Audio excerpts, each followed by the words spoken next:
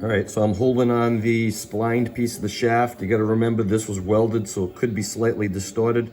If the hard jaws did not hold it good enough, I would put soft jaws on and bar them, which I still may do, but this is just for inspection purposes here. What do we got for run out? 2,000s at the very most. That's total indicator reading. We'll check for some straightness here.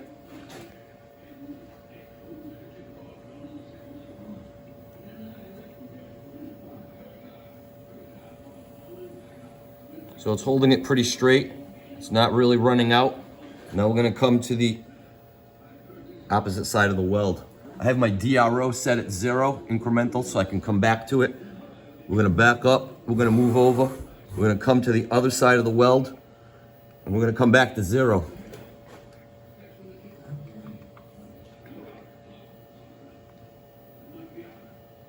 So let's watch the readout, come back to 0 and see what the indicator looks like.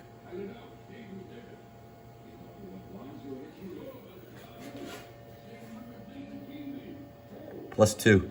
Now this piece of material is about 3,000s bigger than this one, 3 or 4,000s maybe, 2, 3,000, something like that. So in theory, it should be 1 thou or 2 bigger. Let's see what we got for run out. That's pretty fucking good. And you gotta remember, that thing got heated.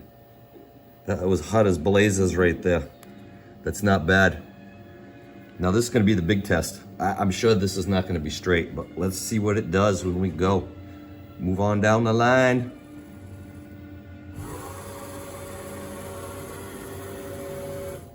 So when we get way out here at the end, we got some run out, so we'll go fix that.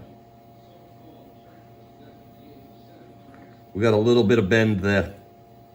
Way far out at the end here.